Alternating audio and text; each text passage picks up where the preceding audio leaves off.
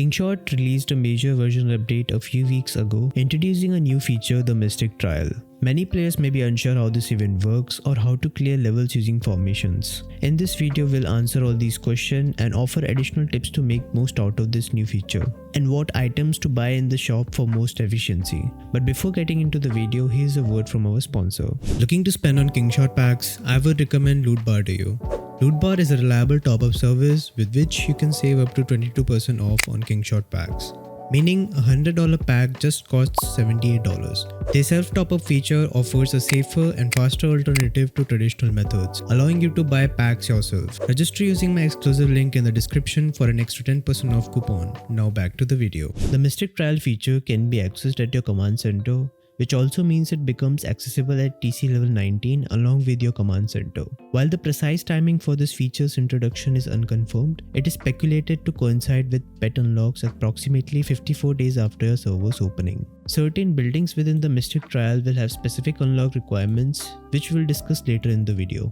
So Mystic Trial is a recurring weekly event with 6 buildings. Each building unlocks for 2 days except your Radiant Spire, which is accessible only for 1 day. The players must clear levels within each building to earn rewards, with better rewards given for clearing more levels. The rewards come in 3 forms: the first win rewards, the raid rewards, and the rewards for completing total number of stages in the Mystic Trial. The first win rewards are granted the initial time you successfully complete a stage.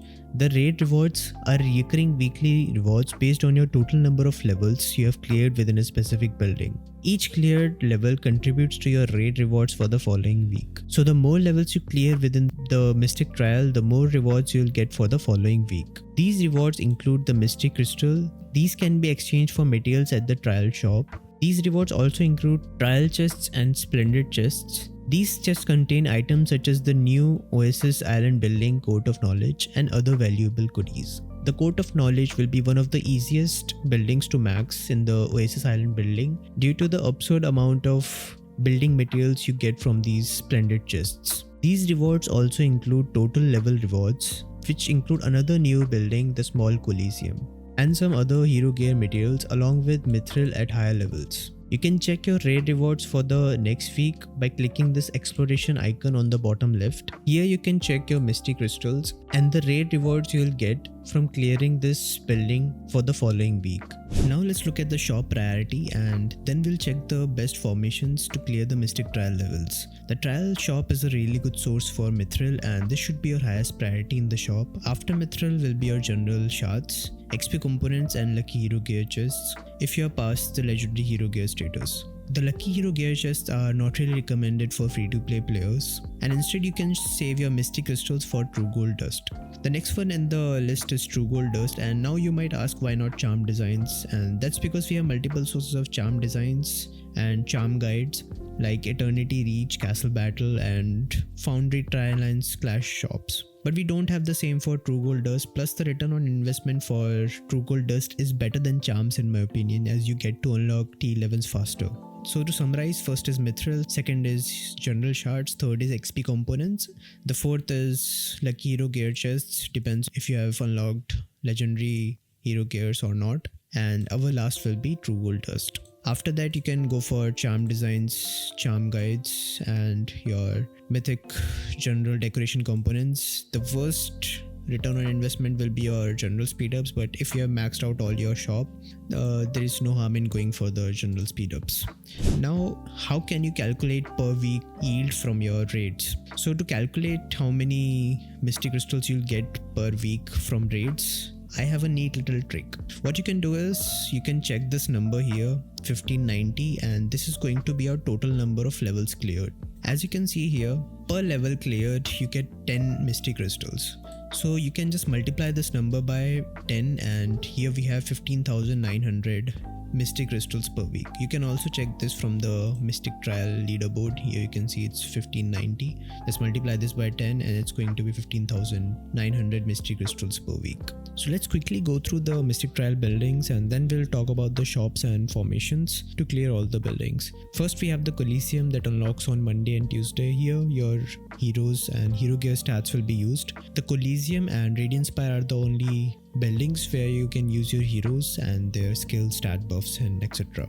The second and third will be your Forest and Life and Crystal Cave. These unlock on Wednesday and Thursday. Here the stats of your pets and pet skills will be used. For the Crystal Cave, the stats from your Governor Charms will be used. The next we have our Knowledge Nexus and Molten Fort. They unlock for Friday and Saturday. For the Knowledge Nexus, the stats from your War Academy and War Academy Tech will be used. Here, you can also use your T11 troops for your advantage if you have them unlocked. For the Molten Fort, here your Governor Gears will be used, Governor Gear stats will be used.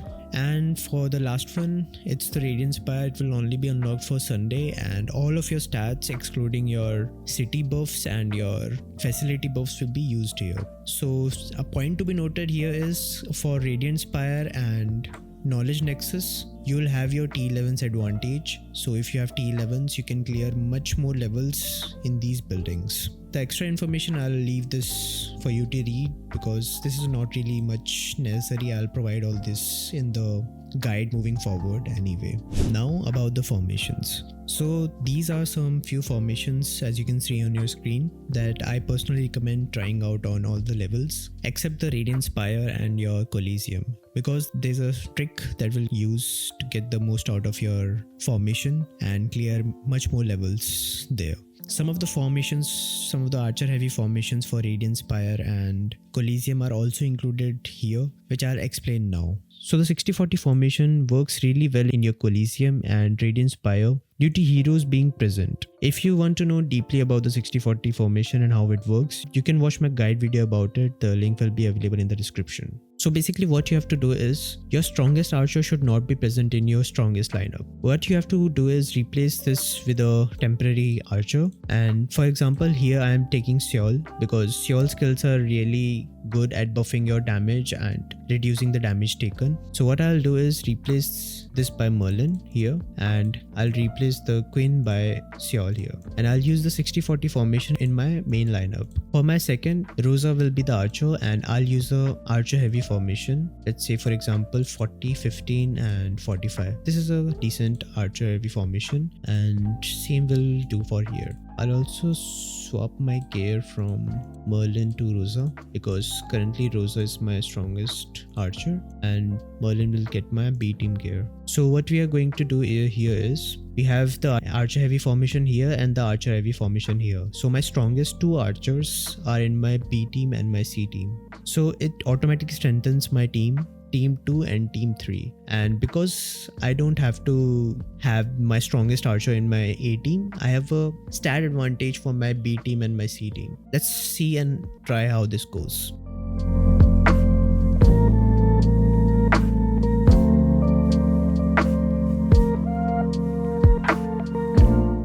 As you guys can see, my 60-40 formation almost tanked 2 hits before going down, and my archer heavy formation cleared the rest. Now let's see how much we can clear with this formation.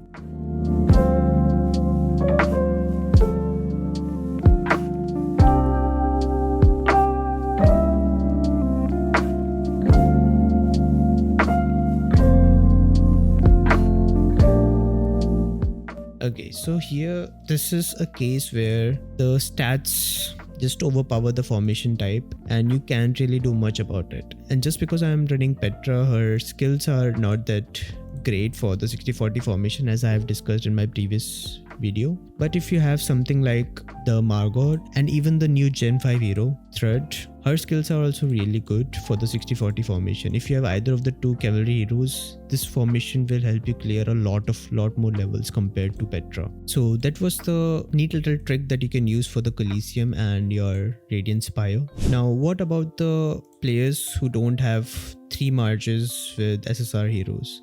What are the best heroes for them? So if you don't have 3 marches full of SSR heroes, obviously you should prioritize using SSR heroes over any of your epic heroes unless your epic heroes outbeat your stats of your SSR heroes. So if you don't have SSR heroes, use Quinn as your archer, and please don't use Diana because her skills are really trash. Even if she outstat your Quinn, please don't use her, please don't, because her skills are economic based and not your combat based. The second good archer will be your Yonvu and the third good archer will be your Amne. For the infantry, you can go with Howard. You don't really have so many options here, and you can choose either of the two heroes from the blue heroes because both are the same in combat, just stats matter here. And for the third one, Gordon and Chenko, I prefer Chenko because from my findings on the farm account, Chenko performed better because she has lethality than your Gordon because he has health. So your first priority will be Chenko's, the second will be your Gordon, and the third will be your Fahad. So that's all for today's video. If you find anything helpful from this video, please let me know in the comment section below. Also let me know if you need guide videos on any specific topics. The Gen 5 heroes are here and I'll make complete guide video on these soon. We'll also try out how 60-40 formation works with these new heroes, and I'll update you guys on Discord and also make video on this topic. We also have the new pets, so the guide video should be coming out this week about the pets, so stay tuned for that as well. And thank you for all the support that you guys have been showing lately for me. Don't forget to join the Discord, link in the description, and you can ask me questions there, doubts there, and have a good day. Bye bye.